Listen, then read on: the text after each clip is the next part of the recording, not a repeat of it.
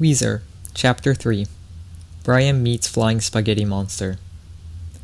You have embarked on a journey with great forces working against you, a voice reverberated. It was a female voice. I have seen a billion futures. Only in one of those paths do you succeed. Brian Bell tried to discern where the voice was coming from, but he couldn't see anything. He was in an empty void. Brian began to have a breakdown. I want to go back, he yelled. Screw this! I've had it! Only in dreams, responded the voice, will you be able to go back to your former life. I cannot tell you everything, but allow me to guide you. Slowly, a clone of Cleopatra, descended from above. When the time is right, you have to play Falling for you. When, I cannot say. But when you've become trapped in a dire situation, you must call the tornado to repay its favor. With that, Cleopatra began glowing, and the light spread across Brian's view until he was blinded by its brilliance. As his eyes tried to discern meaning from what he was seeing, he sensed the presence of 4 others near him. Then, suddenly, the light dissipated, and he saw that it was Robama's mom. Hi, Mrs. Wait, what's Robama's last name? Stammered Brian. Robama's mom chuckled. You've got a lot to learn, she commented. Then Brian remembered. Being a robot, Robama had no mother. He reached into his pocket, pulled out a red pill, and ate it. Now there were 64 Robama moms. Then, 5 more descended from the sky. We are the holy Novsexagenlet, they spoke in a booming voice. No, Brian whispered in disbelief. What could this mean? This is just like Sussman 69. The number was too fitting to be a coincidence. He must be part of the plot. Sussman 69 appeared in front of Brian. Bow under the power of Flying Spaghetti Monster, he commanded. Brian slowly turned to see the Flying Spaghetti Monster looming over him. Join us, Brian. Others have already done so, and none have regretted it. You will have access to unimaginable power. In fact, you've already met someone who came to our side. Simply renounce Rivers and join me. Flying Spaghetti Monster leaned in. That's all you have to do. Never! Brian yelled. Where am I? Get me out of here! The Flying Spaghetti Monster simply sighed. Meanwhile, in the real world, the other 4 members of Weezer lay unconscious on a street in Santa Monica, and although they did not know it yet, they were about to join Brian in his fever dream? No, Flying Spaghetti Monster said. They aren't going to join you. You're all alone, in a dimension without time. You shall spend the next eternity here. At that moment, William Howard Taft chopped a hole in the wall with an axe and told Brian that he needed to get out through the hole right now. The Flying Spaghetti Monster screeched horribly before falling onto a large plate on the floor, now just a normal pile of spaghetti. Brian, confused as to what was real, followed William Howard Taft through the hole in the wall. You must see the truth, the true truth, William said urgently. This red pill will show you the truth. This orange pill will make you really high. Which do you choose? Brian took the orange one. He wanted to forget everything he had seen. He swallowed it, but it didn't work, and he saw an error message. You are already too high from sewer gas and exposure to the hash pipe. Brian began screaming as the world melted around him. The world has turned and left me here, screamed Brian, and no one else can help. William, please, save me. Taft pulled out another axe and chopped down the wall of the room Brian was stuck in, finally freeing him to meet the other members of Weezer. To his great confusion, Brian looked out of the hole and saw that they were apparently on the surface of the moon. At that moment, William Howard Taft chopped the hole into William Howard Taft with another axe and told Brian that he needed to get out of there right now. Brian followed him. Stop, a third man commanded. William Howard Taft turned. It is me, William Howard Taft, William Howard Taft announced, and William Howard Taft looked at Brian. Don't trust him, Brian. I am the real William Howard Taft. William Howard Taft and William Howard Taft looked at William Howard Taft, who then proceeded with William Howard Taft to look at William Howard Taft. He is lying to you. I am the real William Howard Taft, William Howard Taft replied. The other members of Weezer's, aside from Taft, yelled for Brian to follow them.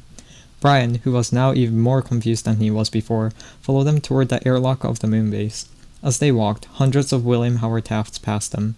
They kept walking down the hallway, but it seemed to stretch on infinitely, Forever. And after what felt like years of walking, Brian stopped. He couldn't walk any further. At that moment, the lights went out, and the surface of the moon began glowing blue and red.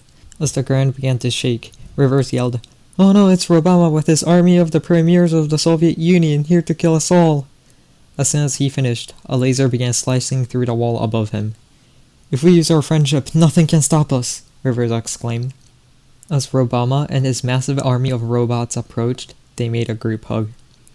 At this moment, the premiers and Ronald Reagan, who were there to keep them in line, turned around to see the army of William Howard Taft charging at them. It didn't matter, they were instantly destroyed by Obama. Brian woke up. What a horrible dream! And Flying Spaghetti Monster was next to him. The Flying Spaghetti Monster told Brian that reality was unreal and offered him a plate of spaghetti. Brian pushed it away and ate a boatload of multicolored pills from his pockets. As multiple realities flashed before his eyes, he looked for one which he had just been in. When he saw the moon base, he yelled, "Stop!" subsequently falling right back next to the shuttle bay. "No," the Flying Spaghetti Monster sighed. "Stop entering false reality. Come back to me. I will show you." Brian clove the Spaghetti Monster in half with one of the hundreds of fire axes lining the walls. Spaghetti Monster reformed. "I am the Flying Spaghetti Monster. I am undefeatable." Brian gave up on the Spaghetti Monster and ran up to his friends. "Don't trust him, Brian," Flying Spaghetti Monster called. "They're your enemies. They're with... Who is... Brian asked. "I am... he yelled. It was a grotesque being with 5 arms, 3 necks, and 4 heads. Brian screamed. "What are you?" he yelled. "I am of the tribe, but you can call me Parker for short. I used to be just like you, a normal human, but with way too much knowledge on Antarctica. Then I became a demon, keeping people away from the light, away from Flying Spaghetti Monster. Join me and we can destroy him together." Brian stepped backward. He wasn't going anywhere near that Parker freak.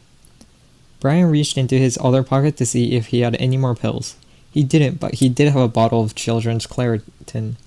He filled up the dinky little medicine cup and took a sip. It tasted like shoes and his vision began to become disoriented. He chugged the rest of the bottle and threw it at the Flying Spaghetti Monster. The Flying Spaghetti Monster exploded into macaroni and Brian turned his apparent attention to Parker.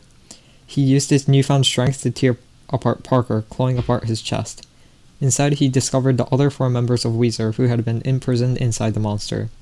All 4 of them looked at Brian in unison, giving Brian goosebumps. Guys?" he asked. They melted together into the Flying Spaghetti Monster, and Brian fell to his knees. Just as he was about to start crying, Van Buren jumped in front of him. "I'll take care of him," he yelled. Van Buren tackled the Flying Spaghetti Monster, and they exploded into Jolly Ranchers, but only the nasty apple flavor. So disturbed by this that he couldn't speak, Brian crawled into a closet and ate all the medicine he had in his coat pockets. He also ate a few Jolly Ranchers for good measure. Everything around him exploded as the moon base disintegrated. At this point, even David was confused. "What's happening?" he asked. Brian said, "You don't scare me anymore. I see that you're trying to tell me that I need to save my friends from Obama in the ultimate universe." Clonopatra descended from the sky once again, but this time the Flying Spaghetti Monster was with her. "You are young and foolish. You need guidance." "Stop!" Brian yelled. Everything ceased to exist. He was just there. There was no one. Nothing. He was just alone with himself. And David. It was a hard reset. Brian crumpled up, not knowing what to think. David approached him. "Don't worry. I know how to get us out of here," he offered. "Thanks, David. I don't know what I would be doing without you," Brian said gracefully. David commented that due to being a hard reset there was no air and that they would soon die from oxygen deprivation. But then suddenly there was air. The author had decided that killing his characters was pointless so early on. But in reality, the author had no power over this, the narrator commented. It was the power of friendship. "Wait, I'm feeling a little lightheaded," David spoke. "What is the percent composition of the air?" Suddenly, a gas meter appeared in his hand. It read 0.001% oxygen. Brian began to laugh before losing consciousness. "Brian! Wake up, Brian!" David yelled. You just imagined that it was low oxygen. I was kidding. You don't need air in a void. You fell asleep. Get up and let's go. Brian woke up and then remembered that he hadn't slept in 3 days. He got up and asked David where they were going. Further. We must go further, David sighed. You'll understand when we get there. They climbed aboard a blocky purple ship and sailed over the void. Brian stared over the edge of the ship, down into the infinite depths of the void. David pulled him back. You don't want to go down there, he warned. That's where he lurks. Where who lurks? You've got a lot to learn, David said.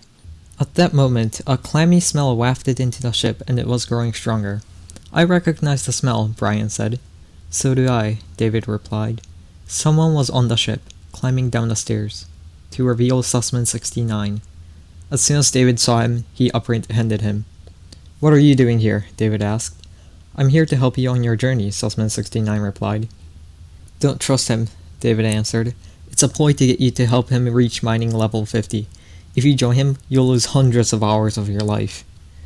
Haven't I seen you before? Asked Brian. Sussman 69 replied that he served the Flying Spaghetti Monster and had been sent there to help Brian complete the task which had been prophesied of him. He is a false prophet. He wants you to go to Robama. He wants you to go to Parker. David cried as he began to glow red. Sussman 69 walked over to him and placed his hands on David's temples. He chanted in spaghetti language, and David began to shake and made rumbling noises. What are you doing? Brian screamed. David exploded. Then out of nowhere, Jimin of the BTS appeared. Grungspurt Nordic Rat Pink, he announced. Then Sussman 69 took off his mask to reveal that he was also Jimin. The first Jimin was a shapeshifter who had taken form of a chair on the deck of the ship. He was also a servant of the floating ravioli monster who wanted revenge. Then Parker descended from the sky. You are dead now, he pronounced. Jimin died. The pieces of exploded David reformed themselves into a new, clean David. Brian understandably freaked out and asked, What the heck did you just do? Sussman 69 explained that he had saved David from the possession by the floating ravioli monster. Coughing, David stood up. That's not true. The flying spaghetti monster saved me. We have to defeat the ravioli monster. Along with Sussman 69! After an absolutely epic fight scene that was too cool that we can't talk about it, another G-Man was dead, and the Sussman 69 was on the brink of winning. Brian stood dumbfounded, confused, unsure how to feel. But then Robama's mom came and took Sussman 69 to bed as it was past his bedtime, before changing the password to his computer. David was now left as the sole protector of Brian. As Brian helped him up the floor, he yelled that they needed to act fast if the universe was to be saved. They continued on the epic journey, flying over the ocean void. It was almost a beautiful sight, if not for the weight Brian felt each time he stared into the abyss. David said softly, Soon, the flying spaghetti monster will begin your training. Brian said nothing. He had seen enough movies to know you didn't question these things. Then something rose in the water, something giant. It looked like a terrible mix of a worm and Joe Biden. David cried out, A spy from the Obama Empire! He put the ship top speed and began mumbling about how they were all doomed and that no one can escape Joe Biden. Joe Biden created a whirlpool to suck them back in. As the ship neared the brink, tendrils of light began spreading across the sky. Okay, we reached our destination, David said. They parked the boat on an island and stepped onto the weird yellowish-looking ground. Brian followed, although felt uneasy with Joe Biden's eyes on him. The tendrils resolved themselves into the holy noodles of the flying spaghetti monster who appeared in the sky and destroyed Joe Biden. You have a greater purpose, the flying spaghetti monster said to Brian. What is it? Brian asked. You have to get me a roll of toilet paper from the Obama Star. Your side quest is to destroy the Obama Star. Our stock is running low. What is the Obama Star? Brian asked. The flying spaghetti monster sighed and produced a large tube TV. David said, We have prepared an instructional film for this exact purpose. We have even added a hidden Easter egg. If you can find the hidden Robama, you get the sticker. Brian watched the film intently. He really wanted that sticker. They started the film, and some music started. A long time ago, in a galaxy far, far away. I wonder why we're starting on episode 34, Brian thought to himself. When Obama was young, his real mama left him, the video informed. This angered his father, who punished him severely. Then, the worst thing that could have happened. He lost his lucky quarter. Now irretrievably evil, he approved the petition to build a Death Star with a provision that it would be called the Obama Star. But, upon completing the first one, he clogged the toilet and the Obama Star exploded, giving a major injuries to Obama. He had to replace his arms and legs with the robotic counterparts. This setback did not stop him, and soon he will release the full power of the second Obama Star on the galaxy. On that note, the video ended. "Oh, the humanity!" cried Brian. "How can I ever hope to defeat him?" "I shall train you," Flying Spaghetti Monster said. "Am I force sensitive?" asked Brian. "No, lol, but you can be," said Flying Spaghetti Monster. Brian wasn't quite sure about it, but he had such a strange day that he was ready to believe it. "All you do is believe in yourself, and the placebo effect will take over," the Spaghetti Monster added. The Flying Spaghetti Monster pulled aside a curtain, revealing an X-Wing. "Get in," he said to Brian. "Use the Force to guide your photon torpedoes." "Oh shoot," the Flying Spaghetti Monster said. "We can't give you an X-Wing. We have a pretty low budget right now, but you can take this instead." The Flying Spaghetti Monster gave him a beaten-up old Winnebago with a rocket engine strapped on top. "It's a bit old, but it still works. By the way, don't forget to grab the toilet paper." Brian got in and waited for David to get in. He didn't. "Where's David?" Brian asked. "Oh, he tripped and fell into the void," Spaghetti Monster said. "Forget about him. Focus on the mission. The galaxy depends on you." "Really?" "Yes, now shut up and go do your job," said the Flying Spaghetti Monster. "Okay," said Brian, as he pulled the throttle all the way forward, but then he needed a bathroom break. Luckily, being a camper, there was a bathroom inside, so he just used that. Plop. "What was that?" the Flying Spaghetti Monster asked. He ignored the Flying Spaghetti Monster. The world depended on him. His business finished, and Brian returned to the cockpit to continue his trip to the Obama Star. The fighter launched and Brian was in the air. "Weezer 1, in the air," he spoke into the mic. "Weezer 2, all set and in the air," Reverse Cuomo said. "What?" Brian said, confused. "I thought I had to save you?" "Oh, Obama left the door unlocked," Matt and Patrick said at the same time. "Where's Taft?" Brian asked. As Obama Star pulled into view, Weezer 1 and Weezer 2 entered their attack runs. The speaker crackled. "Attention!" Flying Spaghetti Monster's voice filled the cockpit. "I forgot to mention, for the toilet paper, grab the strawberry scented pink and it should be in the 156th linen closet in the 532nd floor in the mid-central northeastern ward." As Brian entered the trench to reach the 156th linen closet on the 532nd floor on the mid-central northeastern ward, the Flying Spaghetti Monster spoke again. "Use the Force, Brian." This snapped Brian out of it until he remembered that he actually didn't have the Force, but he did have a pistol and the Second Amendment. As people ran out with what looked like oversized glow sticks, he rolled down the window and took a few shots. They flayed around their glow sticks, but apparently they hadn't taken the physics course on Brilliant.org, as they seemed surprised when the bullets didn't simply bounce off. Having destroyed the noobs with their glow sticks, Brian began to panic and he became fidgety. From here we know little other than that Brian inexplicably rolled his Winnebago and it crashed into the surface of the Obama Star. When it crashed into the Obama Star, it had cracked and ignited the gas line, creating a massive explosion of destruction, revealing Obama Star 3.2 behind it. Weezer 2 tried to escape, but they were unable to hide from Obama Star 3.2 and were vaporized in a single hit. There ended the space odyssey of Weezer in a galaxy far, far away. As Flying Spaghetti Monster shook his head, the radio crackled. Obama was at 5 hours 32 minutes 46 seconds of the video. Flying Spaghetti Monster's eyes grew wide. He would have to somehow find a way to give him the sticker.